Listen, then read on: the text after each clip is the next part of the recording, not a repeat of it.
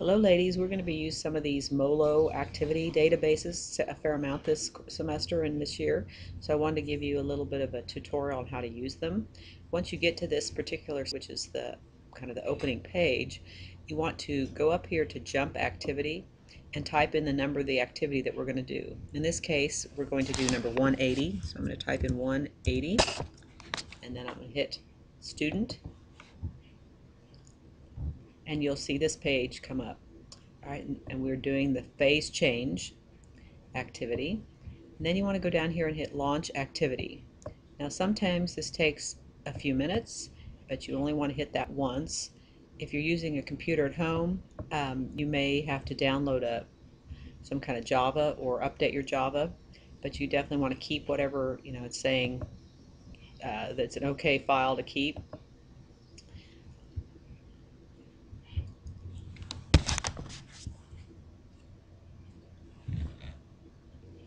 Okay, once you start seeing a little thing that looks like a rainbow, that means that your activity should be coming up pretty quickly. So just give it a few seconds and then we will go on. All right, the next page you should see is this page here. Now obviously each one's going to have its own name, but a lot of them have these same steps about the model, guided activity, etc. And we're going to go to guided activity. Okay, and then this is the activity and it comes up. Now you want to go through all the different steps and go and down here and you want to answer the questions. So you have to type something into the question in order for it to work. I'm just going to type anything at this point.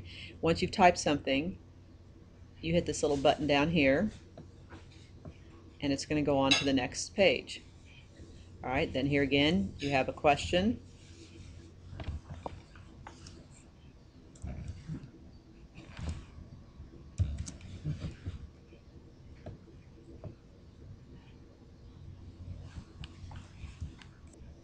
And again you have to type something in and hit the next arrow when you're done. Alright, you might want to try some of these activities over here. You hit the button here and things happen. You can hit reset, you can heat up this one and see what happens. You can cool it down, stop it, etc. Reset it, start over. Again, answer some questions.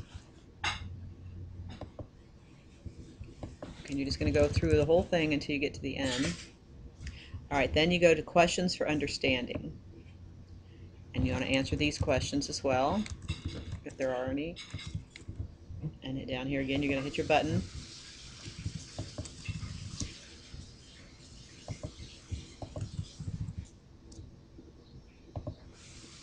And then summary.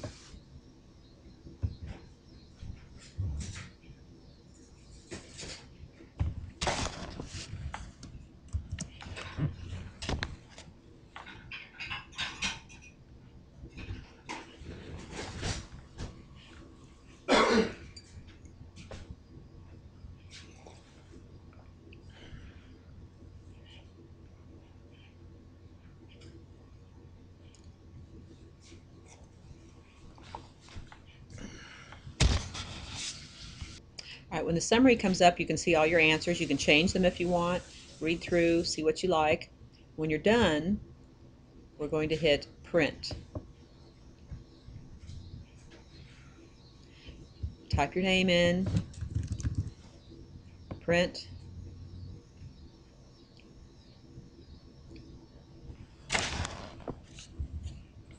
All right, after you hit print, because the computers at school aren't hooked up to printers. At home, you could go ahead and print this out, but on the school printers or computers, you have to. Here's your summary. So what we want to do then is go ahead and you're going to want to print this, but probably you want to save it somewhere on the computer and then email it to me.